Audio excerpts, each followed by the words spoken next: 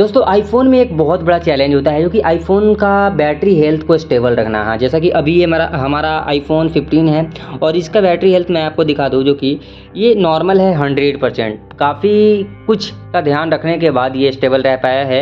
ये मेंटेन करके मैं 100% रखा हूँ, जो कि देख पा रहे हैं 100% है, बैटरी हेल्थ नॉर्मल है और यहाँ पे साइकिल काउंट 95 है। 95 है दोस्तों। और ये लगभग मैं अभी ये 4 महीने हो गए हैं इस फ़ोन को चलाए और मैं 4 महीने से लगातार यूज़ कर रहा हूँ और इसका बैटरी हेल्थ मैं ये मेंटेन करके रखा हूँ। कैसे? इसके कुछ टिप्स एंड ट्रिक्स और कुछ ऐसे ज़रूरी बातें होते हैं जिसे ध्यान रख करके इस फ़ोन को चार्ज करना होता है। इसके बाद फिर आप आसानी से इसका बैटरी हेल्थ को ये मेंटेन करके रख पाएंगे, 100% से गिरने से बचा सकते हैं। लेकिन दोस्तों इसमें देखिए जो भी प्रॉब्लम, ये एक बार अगर बैटरी हेल्थ गिर जाता है उसे ऊपर लाना फिर बहुत मुश्किल होता है, ना के बराबर। हाँ, एक बार बैटरी हेल्थ अगर गिर गया ना तो उसे फिर आप 100% पे कभी नहीं ला पाएंगे। तो उससे बढ़िया कि आपको थोड़ा ध्यान देने हैं। क्या क्या ध्यान देने हैं वो चीज़ मैं आपको बताता हूँ। बाकी कुछ सेटिंग्स वगैरह भी अपने फ़ोन में करने हैं ताकि आपका ये बैटरी हेल्थ गिरे नहीं। तो मैं ये किस तरह से इसे स्टेबल रखा हूँ 100% पे वो मैं बताता हूँ। और अभी कुछ दिन पहले एक सब्सक्राइबर का कॉल आया था जो कि बता रहा था उन्होंने कि 3 महीने मैं फ़ोन यूज किया और अभी 3% का बैटरी हेल्थ ऑटोमेटिक गिर गया, पता नहीं क्यों। फिर मैं उनको बताया कि आप इस तरह से यूज किया करो, इसके बाद फिर ये बैटरी हेल्थ स्टेबल रहेगा, मेंटेन सही से हो जाएगा। तो मैं सोचा कि चलो ये प्रॉब्लम और भी लोगों के साथ आ रहे होंगे तो आपके लिए वीडियो है। उससे पहले वीडियो को लाइक ज़रूर कीजिए और चैनल को भी सब्सक्राइब कर लीजिए, क्योंकि ऐसा ही वीडियो आईफोन से रिलेटेड लगातार इस चैनल पे आते रहता है। क्योंकि मैं भी बड़े मेहनत के बाद ये आईफोन बाई कर पाया हूँ, तो एक जो भी आईफोन बाई करते हैं उनकी भावनाओं को समझ सकता हूँ मैं। तो सबसे पहले स्टेबल रखने के लिए आपको अपने आईफोन में सेट चार्जिंग लिमिट लगा करके ज़रूर रखना है। जब भी आप ये बैटरी में जाएंगे, बैटरी में जाने के बाद यहाँ पे चार्जिंग पे क्लिक करेंगे और यहाँ अभी देखिए जो कि मेरे फ़ोन में ये चार्जिंग लिमिट 80% है और इसे कभी भी आप 100% करके ऐसे ना रखें। देख पा रहे हैं जो कि ये 100% ऐसे बिल्कुल नहीं रखना है। अगर रखते भी हैं तो ये ऑप्टिमाइज बैटरी जो है इसे अभी इस तरह से ऑफ नहीं होना चाहिए, इसे ऑफ ऑन रखना है, ठीक है, ये चीज़ रखना है। लेकिन खैर मेरा जो सलाह रहेगा ये आप ये 80% पे लिमिट लगा कर रखें।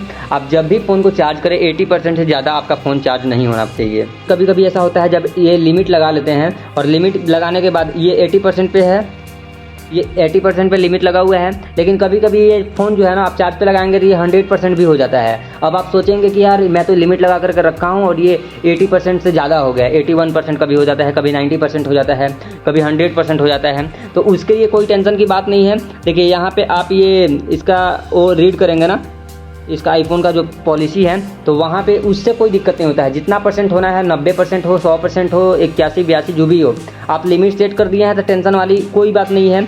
यहाँ पे कैलिब्रेट करने के लिए 80% से ज़्यादा भी कर सकता है, तो उसमें कोई दिक्कत वाली नहीं है। ये इसके पॉलिसी आप पढ़ेंगे तो उसमें भी ये मेंशन है। ये आईफोन 15 है, लेकिन अगर आपके फ़ोन में अगर 14 है, 12 है, आईफोन 12 है, 11 है, अगर कोई और आईफोन है जो कि 12, 11, 12, 13 में सब में नहीं देते हैं लिमिट का ऑप्शन, तो वहाँ पे आप ऑटोमेशन लगा सकते हैं जो कि 80% से फ़ोन को चार्ज नहीं ज़्यादा हो। हाँ देखिए अब ये मैनुअल भी आप रख सकते हैं खैर कि 80% चार्ज होता है, उसके बाद फिर ये निकाल दे चार्जिंग से। इसके बाद फिर 20% मिनिमम, मतलब कि डाउन जब हो रहा है तो 20% से नीचे नहीं जाने देना है बैटरी को। हाँ 20% से ऊपर ही रखना है, उससे पहले चार्ज पे लगा देना है। यानी कि 30% से 20% के बीच में आता है जैसे बैटरी ना, उसके बीच में चार्ज पे लगा लेना है। शॉर्टकट ऑटोमेशन लगाने के लिए यहाँ पे आपको करना क्या है, ये शॉर्टकट्स वाले ये ऐप को ओपन करना है, शॉर्टकट में जाना है और यहाँ ऑटोमेशन पे क्लिक करना है। अगर आपके फ़ोन में ये लिमिट वाला ऑप्शन नहीं है तो लिमिट लगाने के लिए अभी देख पा रहे हैं जो कि मेरे फ़ोन में ये 2 लिमिट लगे हुए हैं। हाँ, और ये अगर वो चीज़ लिमिट का ऑप्शन आपके फ़ोन में मैनुअल है वहाँ पे सेटिंग्स में,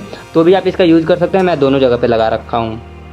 सबसे पहला चीज़, जब ये 80% पे होता है तो ये जो कि ऑटोमेशन लगा हुआ है, 80% मेरा फ़ोन जैसे ही चार्ज होता है वैसे ही ये मुझे अनाउंस कर देता है, स्पीक ये बोल करके बताया था कि फ़ोन को अब चार्जिंग से निकालते फ़ोन चार्ज हो चुका है। तो ये मैं लगा लिया हूँ। इसके बाद फिर यहाँ पे लो बैटरी, हाँ जब भी बैटरी डाउन होता है 30% पे आ जाता है तो वहाँ पे मैं ये जो कि यहाँ पे मैं आपको दिखा दूँ, ये सेटिंग से जाने के बाद बैटरी में जाने के बाद ये लो पावर मोड जो है इसे एनेबल कर देना है। 30% पे फ़ोन जैसे ही आता है ये लो पावर मोड एनेबल कर देना है। उसके लिए मैं यहाँ पे ये लिमिट लगा रखा हूँ ताकि जैसे ही 30% पे मेरा फ़ोन आया ना, इसके बाद फिर ये लो पावर मोड पे आ जाएगा। इसे भी एनेबल करना ज़रूरी है।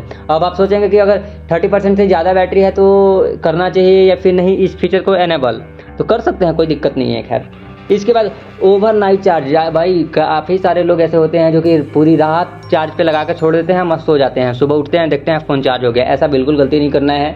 आप कुछ टाइम के लिए ही चार्ज पे लगाएं, लेकिन ऐसे पूरी रात लगा करके छोड़े नहीं। हाँ, अगर लगाते भी हैं कभी, अगर ऐसा सीरियस मैटर है जो कि आपको कहीं कभी सुबह जाना है और रात में बिना लगाए कोई आपके पास ऑप्शन नहीं है कि चार्ज कब करेंगे, तो उसके लिए यहाँ पे चार्जिंग लिमिट में आकर के 100% लगा करके 100% पे करके इसके बाद फिर ये ऑप्टिमाइज बैटरी चार्जिंग जो है इसे एनेबल कर देना है। इसके बाद कभी कभी ऐसे यूज करें ताकि जब ये आपके पास कोई ऑप्शन नहीं है कि सुबह में चार्ज नहीं कर सकते हैं, तब ऐसे आप ओवरनाइट चार्ज करें। अब यहाँ पे हीटिंग वाला इशू जो है, अब फ़ोन को हीट वाले एरिया में कभी भी चार्ज नहीं करना है। सपोज अभी समर का टाइम है, अभी टेम्परेचर काफ़ी ज़्यादा हाई रहता है, रूम में भी अगर रहते हैं आप तो पूरा एकदम टेम्परेचर हाई रहता है, और वैसे में फ़ोन भी हीट हो जाता है। और फ़ोन हीट होने के बाद फिर जब भी आप चार्ज पे लगाते हैं तो बैटरी ड्रेन प्रॉब्लम भी होता है और बैटरी हेल्थ भी डाउन होगा ही, ये तो पक्का है।